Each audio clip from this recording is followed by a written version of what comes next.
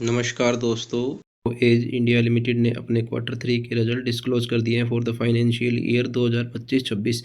सभी वैल्यू जो हम मिलियंस में दे रखी हैं, हम उनकी कंसोलिडेटेड स्टेटमेंट देखते हैं।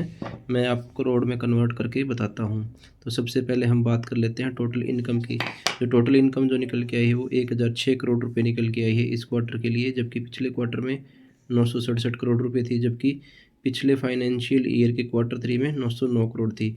तो हम देख रहे हैं कि स्ट्रॉन्ग जंप है टोटल इनकम में। वाई टू वाई बेसिस पे लगभग हमारे को 10.7% की जंप देखने को मिल रही है, जबकि क्वार्टर ऑन क्वार्टर बेसिस पे हमारे को लगभग 4.1% की जंप देखने को मिल रही है टोटल इनकम में। उसके बाद बात कर लेते हैं एक्सपेंस की। तो एक्सपेंस जो निकल के आया दोस्तों इस क्वार्टर के लिए 562 करोड़ रुपए निकल के आए हैं, जबकि पिछले क्वार्टर में 563 करोड़ रुपए था, जबकि पिछले फाइनेंशियल ईयर के क्वार्टर 3 में 486 करोड़ था। तो हम देख रहे हैं कि खर्चे भी कंपनी के क्वार्टर ऑन क्वार्टर बेसिस पे तो बढ़े हैं, परंतु क्वार्टर ऑन क्वार्टर पे बेस पे लगभग सेम है, फ्लैट ही हैं। तो हल्का सा गिरावट देखने को मिली है खर्चे में। उसके बाद हम बात करते हैं प्रॉफिट बिफोर टैक्स की।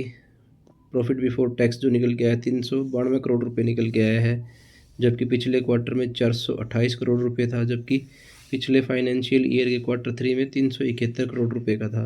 तो हम देख रहे हैं कि ईयर ऑन ईयर बेसिस पे तो प्रॉफिट बिफोर टैक्स बढ़ा है, परंतु क्वार्टर ऑन क्वार्टर बेसिस पे प्रॉफिट बिफोर टैक्स जो है वो कम हुआ है। उसके बाद नेट प्रॉफिट की बात कर लेते हैं टोटल की। तो नेट प्रॉफिट जो निकल के आया है वो 316 करोड़ रुपए निकल के आया है, जबकि पिछले क्वार्टर में 347 करोड़ रुपए था, जबकि पिछले फाइनेंशियल ईयर के क्वार्टर 3 में 288 करोड़ रुपए का था। तो हम देख रहे हैं कि ईयर ऑन ईयर बेसिस पे काफ़ी अच्छी जंप दिखाई है कंपनी ने। लगभग 9.8% की ग्रोथ देखने को मिली प्रॉफिट में, जबकि हमारे को क्वार्टर ऑन क्वार्टर बेसिस पे गिरावट देखने को मिल रही है। तो उसके बाद बात कर लेते हैं ईपीएस की। तो ईपीएस कितना निकल के आया दोस्तों? ईपीएस जो निकल के आया कंपनी का वो 4.20 निकल के आया है, जबकि पिछले क्वार्टर में 4.89 था, जबकि पिछले फाइनेंशियल ईयर के क्वार्टर 3 में 3.75। तो हम देख रहे हैं कि ईयर ऑन ईयर बेसिस पे ईपीएस बढ़ा है, जबकि क्वार्टर ऑन क्वार्टर बेसिस पे ईपीएस घटा है। तो दोस्तों ये थे इन्फो एज इंडिया लिमिटेड के क्वार्टर 3 के रिजल्ट। आपको कैसे लगे हमें कमेंट में ज़रूर बताएं। धन्यवाद दोस्तों।